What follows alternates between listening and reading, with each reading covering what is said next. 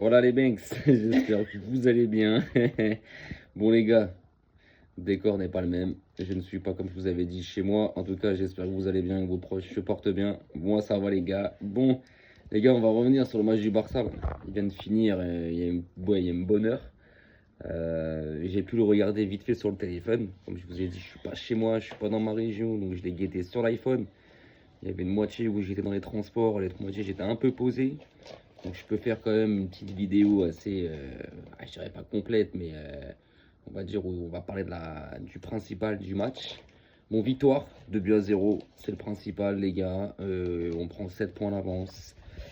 Encore une fois, on tombe contre une équipe, bon, ça se on savait très bien que ils n'allaient pas se livrer, ils n'allaient pas nous laisser des espaces, ça allait jouer derrière, ça allait mettre le bus, ça allait faire une défense à 5 et un milieu à 4. Donc tu as deux lignes. On savait très bien qu'ils allaient jouer les peu de contres qu'ils allaient avoir, ils allaient jouer dans notre dos derrière. Donc je pense que défensivement, on a été correct, on a été costaud. On va dire les situations qu'on a eu à gérer et qu'on a eu à subir, on a assez bien fait les choses. Je pense qu'ils nous ont pas mis en danger, à part en deuxième période où ils ont une frappe qui passe pas très très loin, mais on va dire que Johan Garcia était dessus. Mais sinon, dans l'ensemble du match, on domine tout, en fait. On domine tout.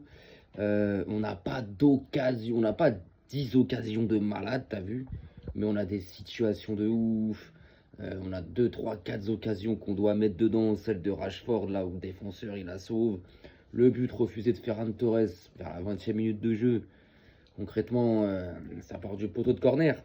Mais en fait, avant que le but ait lieu, l'action elle se déroule, mais pendant 2, 3 minutes en fait. Et tu refuses le but, tu remontes à un hors-jeu comme ça. Je vous dis clairement, les mecs, hein, c'est pas pour faire le mec chauvin, mais c'est le Real de Madrid, ça, il le fait pas, les gars. Je vous le dis direct, hein, il remonte pas jusqu'à là-bas. Donc, enfin, bref, donc t'arrives à la mi-temps, t'es à 0-0. Tu sais que ça va être un match casse-pied, casse-couille, même, j'ai envie de dire. C'est quand t'arrives contre des équipes comme ça qui jouent bloc bas, etc. Tu sais que c'est des matchs qui vont être chiants si t'arrives pas à marquer un ou deux buts avant la mi-temps. Tu sais qu'arrivant en deuxième période, ils vont être encore plus défensifs. Ils vont se tuer encore plus à la tâche. Et tu sais que ça va être chiant. Tu peux t'énerver, tu peux sortir ton match, chose qu'on sait gérer. Mais surtout, tu peux te prendre un vieux but à la con, coup de pied arrêté, un vieux contre. On a géré vraiment ces situations-là. Maintenant, franchement, concrètement, Ferran Torres, je trouve qu'en attaque, il s'est assez bougé. C'est pas Lewandowski, c'est pas un piqué, les gars. Rashford, pour moi, il sort un très bon match dans ses courses. Il propose énormément. Il prend la profondeur. Il a une patte droite. Pour moi, elle est exceptionnelle sur coup franc ou sur ses centres. Il nous met à chaque fois, il nous donne des caviars. C'est excellent. Rafinha, il a fait son match, bah doublé. Victoire 2-0. C'est lui qui met les deux buts. Doublé. Lamine Yamal, encore une fois, bon, on attend toujours plus de lui. Comme je vais toujours dire, pour l'instant, il n'a que 18 ans. Il fait toujours des différences. Il arrive toujours à dribbler ou autre. Mais je pense qu'à un moment donné, alors à mon avis, il est encore un petit peu sous pubalgie. Je pense qu'il n'est pas encore à 100%. Je pense qu'on verra le meilleur de Lamine Yamal en deuxième partie de saison. Mais bon, il est toujours, voilà, il y a toujours ce dribble, cette accélération, ces feintes qui le caractérisent, tu vois. C'est du Lamine Yamal, il va éliminer, il va te ramener le danger, tu le sais. Donc, il fait pas un mauvais match, il fait pas un match de dingue, mais on sait qu'il peut donner beaucoup plus. Maintenant, il n'est pas encore à 100%. Rafinha, il a fait son match, toujours dans la demande, toujours dans le pressing, toujours aller de l'avant, temporiser quand il faut temporiser. Au milieu de terrain, je trouve qu'on a été costaud. Tu prends Pedri. Et Pedri, c'est un bonbon sucré, les mecs. C'est tous les ballons qu'il a. Bah, il est bonifié, en fait. Il bonifie tout ce qu'il peut avoir dans les pieds, ce mec-là. Et ça nous apporte tellement d'attrait dans notre jeu que tu kiffes à la fin. Tu kiffes. Eric Garcia costaud. Eric Garcia, les gars, moi je suis ébahi de son niveau, hein, concrètement. T'as beaucoup d'équipes qui vont être là, quoi. Beaucoup de supporters d'autres équipes qui vont dire qu'ils vont pas retenir Eric Garcia en premier dans notre équipe, dans notre effectif. Mais concrètement, il fait ses matchs, hein. Il fait ses matchs, hein, franchement. Et en défense, Koundé, on le retrouve, ça y est. On retrouve le Koundé. Oui, parfois il va se faire prendre. Il va être en difficulté, mais ça devient rare par rapport au début de saison. Il avait beaucoup de mal. Là, on retrouve le Koundé qui prend son couloir, qui gagne des mètres, qui défensivement, il est beaucoup plus costaud. beaucoup plus sûr et beaucoup plus costaud sur ses appuis. Il se fait moins bouffer dans les duels, il anticipe mieux. Même si ce soir il a eu 2-3 ballons aériens où la lecture du ballon n'était pas très bonne, on va dire. Koubarsi, Martin, très bon, franchement très bon. Baldé aussi. Et Johan Garcia, on peut pas dire, les gars, qu'il a eu des parades à faire. Il a pas eu de parade à faire. Je suis même pas sûr que Johan Garcia, les gars, il ait dû sortir une parade ou s'employer vraiment pour nous sauver, tu vois. Et peut-être une, et encore, j'ai pas le souvenir. Donc non, collectivement, on fait un match correct. Mais encore une fois, voilà, on tombe contre une équipe qui vient, qui joue bloc bas, qui décide de défendre. Donc c'est attaque-défense en fait. Tu te retrouves avec le Barça à 30-35 mètres des buts de l'équipe adverse. Et voilà, et 2 rideaux. Voire même 3 avec l'attaquant de pointe qui fait office de milieu défensif à ce moment-là. Mais voilà, tu te retrouves avec une ligne de 5 au milieu, une ligne de 4 en défense, ou parfois c'était l'inverse. Donc à un moment donné, tu es obligé de contourner le bloc. On est obligé de le contourner, de les faire coulisser pour essayer de trouver ce trou de souris, ce décalage, pour pouvoir les percer, tu vois, et les piquer. On a mis du temps, on a réussi voilà, sur une montée de balle de Pedri, une passe magique de Pedri, et Rafinha au 20 mètres, 25 mètres, boum, grosse frappe. Donc grosse frappe croisée. Le gardien, oui, certes, il a touché un minima, mais il pouvait pas la sortir. Très bien placé dans le petit filet. Et le deuxième but, bon bah après, voilà, ils se font prendre dans leur propre piège parce qu'ils pensaient qu'il était hors jeu. Rafinha n'est pas hors jeu, belle montée de Condé. Voilà, on fait un match correct. On prend ces 7 points d'avance, les mecs. Et ça, c'est important parce que demain, le Real, ils vont à Alaves. On sait que c'est pas un terrain facile. On sait que c'est compliqué. Vu la forme actuelle du Real, tu sais qu'ils sont capables là-bas de faire nul, de se faire accrocher ou même de perdre. Donc demain, je sais pas, je pense qu'Mbappé sera titulaire. On l'annonce pas sûr. Incertain et tout. Dernière nouvelle, il a fait l'entraînement là aujourd'hui avec le groupe. Je pense qu'il sera là. Ça, c'est juste pour des pistes pour brouiller le coach adverse. Mais bon, pour revenir sur le Barça, voilà. Bon, Lewandowski qui n'est pas rentré. Concrètement, bon, ça, sur Flink, je lui fais entièrement confiance. Et Lewandowski, je pense que maintenant, il ne peut plus être titulaire à chaque match. Il ne peut plus jouer tous les matchs 90 minutes. C'est fini. Ferran Torres, il y a des moments dans le match, il est absent. Il est absent et tout. Mais par son mouvement, il propose beaucoup plus de choses.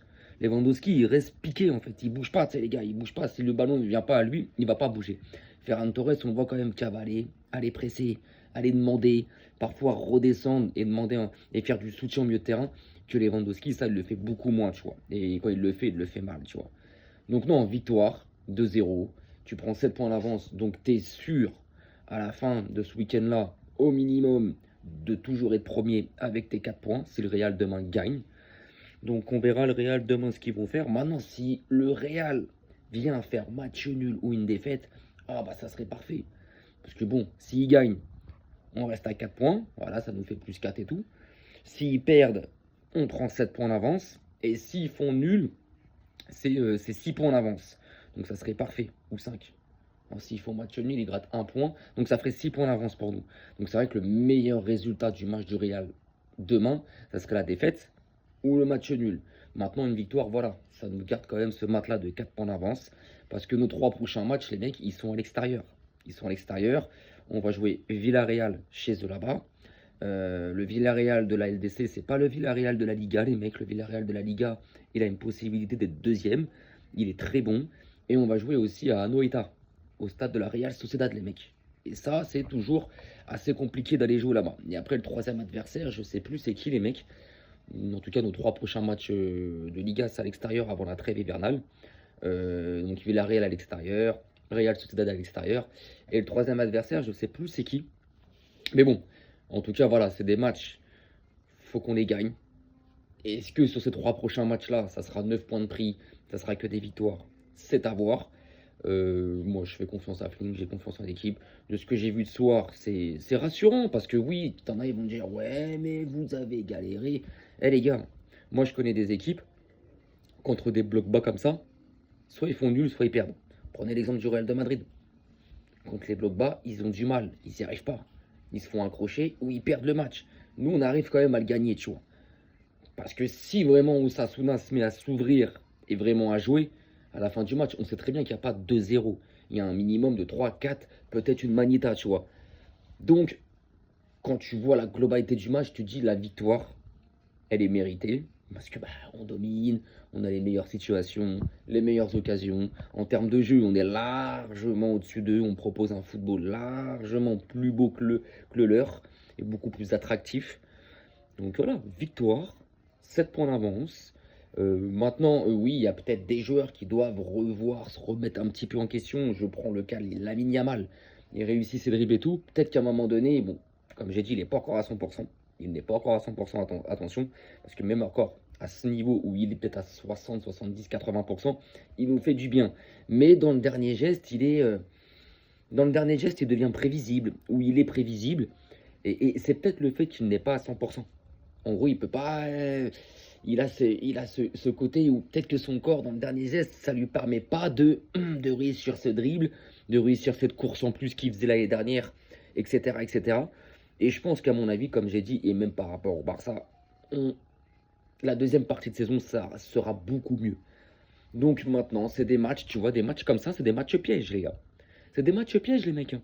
Quand tu arrives à la mi-temps qu'il y a 0-0, que tu arrives à la 60e, il y a 0-0, les mecs, le match, il peut vite se transformer en 1-0 pour l'adversaire sur un but à la con, en contre, ou sur un match nul, les gars. Donc d'avoir mis ce premier but, ça nous a permis de les faire un petit peu ressortir. Et encore, ils gagnaient du temps encore à ce moment-là. Mais voilà, ça nous a permis de nous rassurer. Et derrière, le deuxième but, il est arrivé. Et puis, tu prends les 3 points, tu gagnes ce match. C'est le principal. Donc maintenant, on verra ce que le Real va faire demain. L'Atlético, j'ai vu qu'ils avaient gagné 2-1. Bon, pour l'instant, c'est pas nos concurrents directs. Donc le Barça a fait le job. Le Barça a fait le job, le mec. Parce que ça, c'est des matchs, il y a quelques temps, alors je dirais pas cette année, encore moins l'année dernière, mais il y a 2 ans, c'est des matchs que le Barça, ça, ils auraient pu perdre 1-0 ou genre faire match nul. Mais rappelez-vous l'année dernière, à peu près la même période, novembre-décembre, contre Las Palmas à Montjuic. On perd le match 2-1, les mecs. La même configuration. Bloc bas de Las Palmas. Ils étaient là, on les dominait. Ils marquent le premier but. On égalise. Et juste après l'égalisation, genre 5 minutes après, vers la 70e, ils mettent le deuxième. Parce que nous, on cherchait ce deuxième but, justement. Donc on se découvre beaucoup plus qu'eux qui sont en bloc bas. Donc vous voyez, c'est des matchs qu'il faut ne savoir pas perdre. Ça, c'est des matchs, faut que tu saches ne pas le perdre, ce match-là. Et faut que tu arrives à le gagner. Et c'est ce qu'on fait. Et un titre de champion, tu vas le chercher dans ce genre de match, les mecs. C'est des matchs, oui, tu dis, putain, on pourrait le gagner 4-5-0 largement. Mais quand tu vois comment en face la tactique qu'ils ont voulu avoir, bloc bas, défensif, etc., le 2-0, tu le prends, t'es content. Et la prestation n'est pas dégueulasse. Non, loin de là, en fait. Donc le 2-0, tu le prends, t'es content, t'as gagné ton match, tu prends plus 3. Que l'année dernière, à la même période, contre Las Palmas, tu perds 2-1, tu vois. Contre Retafe, tu perds 1-0. Non, tu fais un partout, les mecs. Alors qu'on ouvre le score. Ils égalisent à 20-25 minutes de la fin. Et derrière, on n'arrive pas à mettre ce deuxième but et on fait match nul. Eux, voilà, ça les arrange. Là, non. Là, tu vois, c'est des matchs. Tu vas galérer. Tu galères parce que défense, bloc bas. Mais tu mets le premier, tu mets le deuxième. Basta. Finito. Victoire 2-0. Plus 7. T'es tranquille. T'es tranquille. Et à la fin de la saison, si tu finis champion, bon, l'année dernière, on finit champion avec 8 points à l'avance. Mais là, tu te dis, voilà, c'est ce genre de match où le titre, tu vas le chercher et tu vas le gagner, les gars. Donc voilà, les frérots. Écoutez, là, demain, il n'y aura peut-être pas de vidéo, je pense pas, parce que moi, je rentre chez moi que lundi, les gars.